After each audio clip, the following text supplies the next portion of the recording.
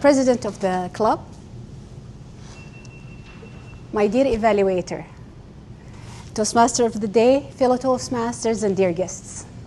Good evening. Good evening. We grow older. Gray hair appears. Wrinkles find their way onto our faces. And before we know it, most of us find ourselves standing in front of a mirror, negotiating with time. Most of us dye our hair. Some of us use fillers. Others simply use the latest cream, hoping it will do the trick. And for a moment, it almost feels like we are winning. The strange thing is, the mirror is not telling us the whole truth. It only tells us how old we look, but it tells us very little how well we are actually aging. As most of you probably know, the most important changes are not always the one we can see. But look past the mirror. Think about your muscles, your joints, your balance. Think about the simple ability to climb a flight of stairs without gasping for breath, or to get up from the room floor without grabbing a piece of furniture to pull yourself back up. Those are the things. Hair dye can't hide them. Botox can't reach them.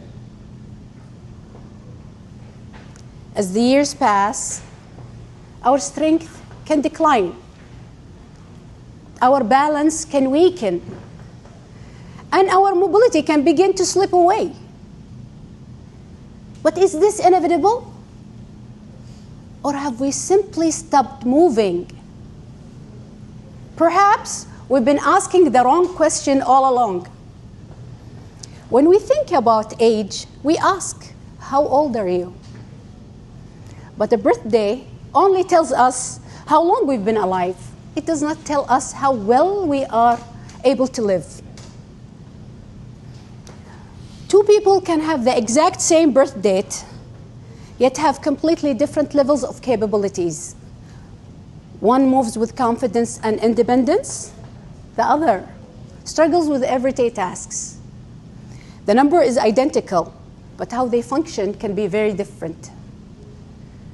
In health and longevity research, this difference is often described as functional age. And functional age is not about the number of candles on a birthday cake.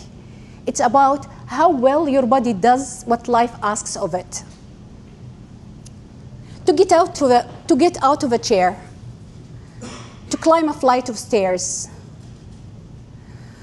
to lift a suitcase into an overhead compartment, to bend down to pick something from the floor, to pick up something from the floor, to catch yourself before you fall, to play with the people you love, and to remain independent. That's why I have become far less interested in my chronological age and far more interested in my functional age. So let me ask you a question. For the people who don't know me, if you had to guess, how old do you think I am? For the people who don't know, if you know the number, please give a chance to others to guess. Another guess? Just guess, one guess. Each one guess. Another guess? Thank you for your participation. I am 51 years old.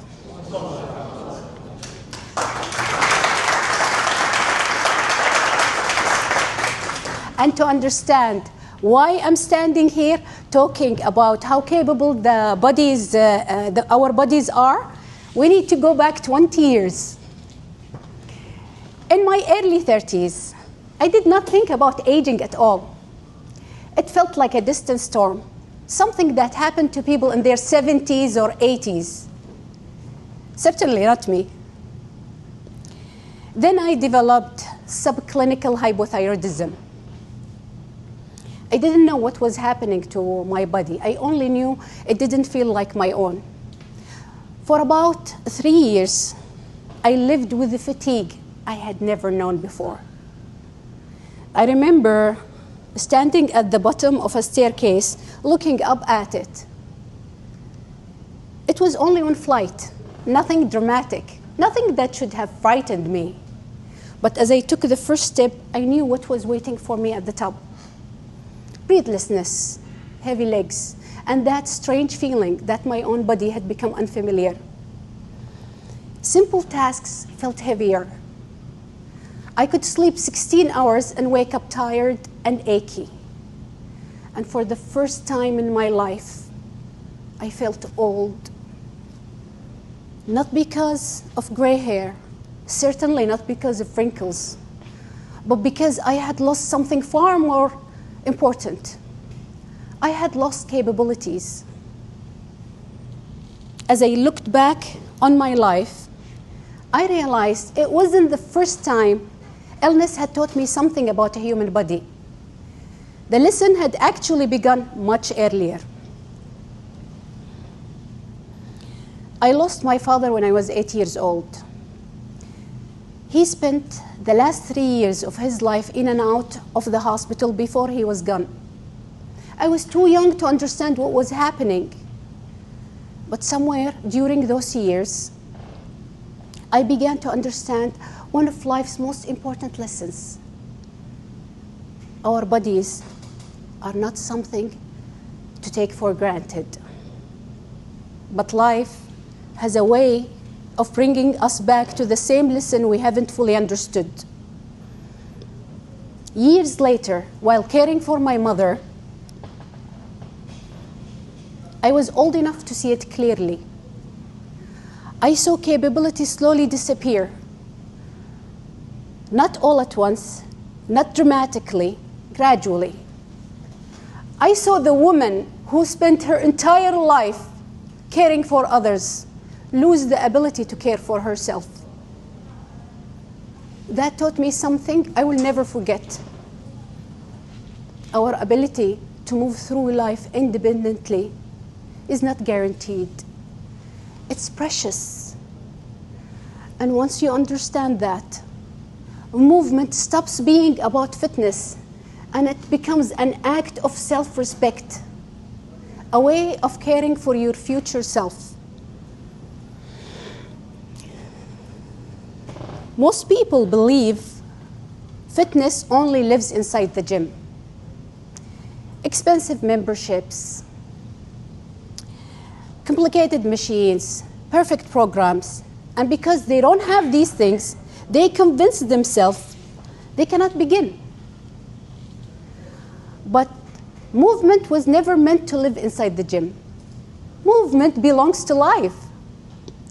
It wasn't always something we had to schedule. It used to be woven naturally in the way we lived. Somewhere along the way, convenience replaced much of that movement, and most of us never noticed.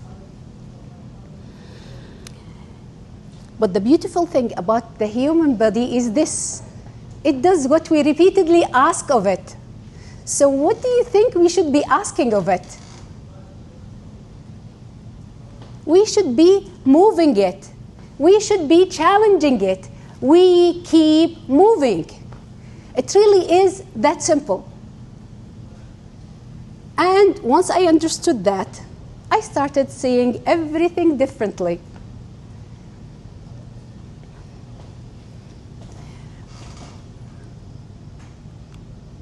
I no longer see staircase. I see endurance.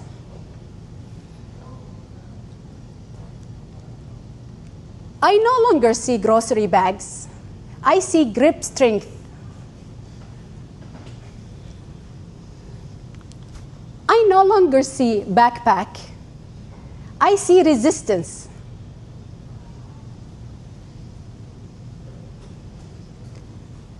I no longer see a sack of rice. I see strength waiting to be built. I no longer see gallons of water. I see endless possibilities.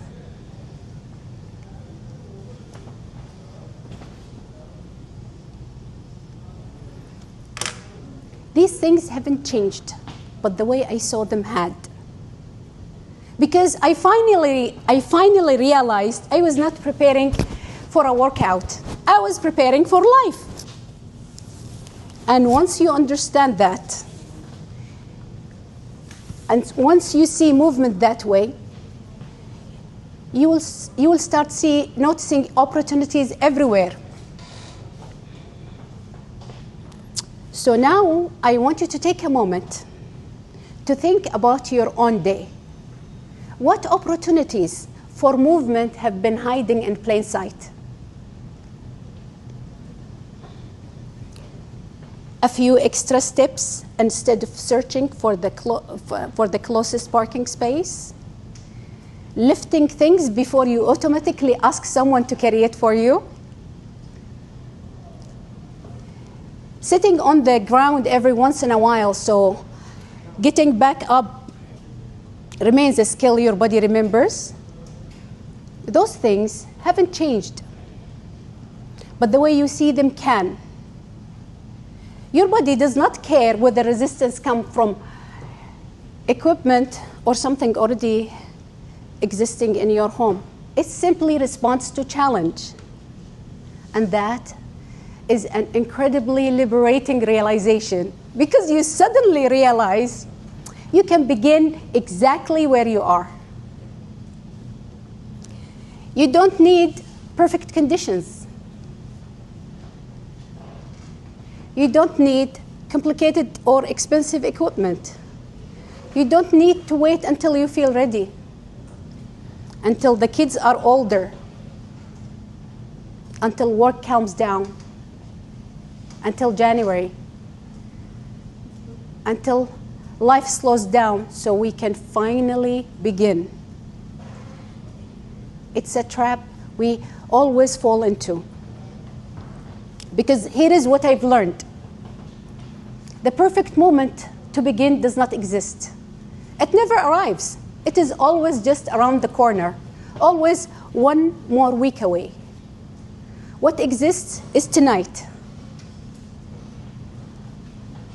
A staircase you can climb one more time before you go to bed. A bag you can carry a little bit further than you normally would. A few minutes of moving your body before calling it a day. Small, unattractive, unimpressive to anyone watching, but your body doesn't care how it looks. It only cares that you showed up. So start small. Start tonight. Start with whatever you have. Every movement you make today is a quiet rehearsal for your future. When you challenge your strength, you rehearse for independence.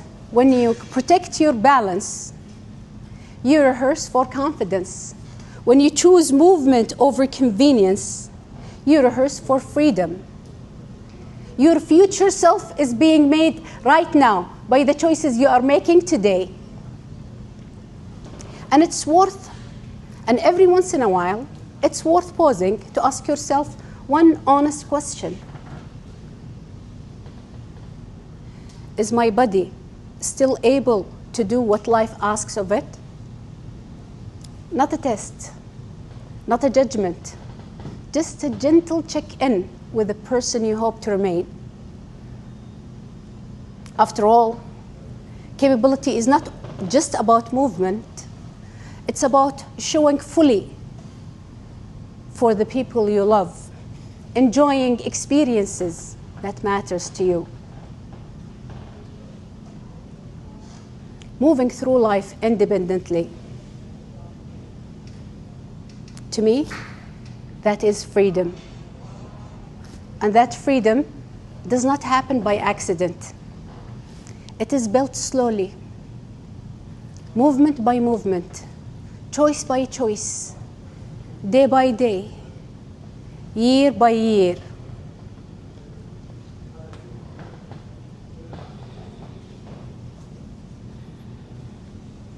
The time does not wait for us to be ready and begin. I cannot stop time. Neither can you. Gray hair will come. Wrinkles will deepen. Birthdays will continue to arrive whether we welcome them or not. But the way we care for our bodies today can determine how much of that freedom we carry with us tomorrow. We don't move because we expect to stay young forever. We move because every year we remain capable is another year we remain free. Free to travel, free to explore, free to play, free to live life on our own terms. That freedom is worth moving for. Perhaps we had it all backwards, all along. We don't stop moving because we age. We age because we stop moving.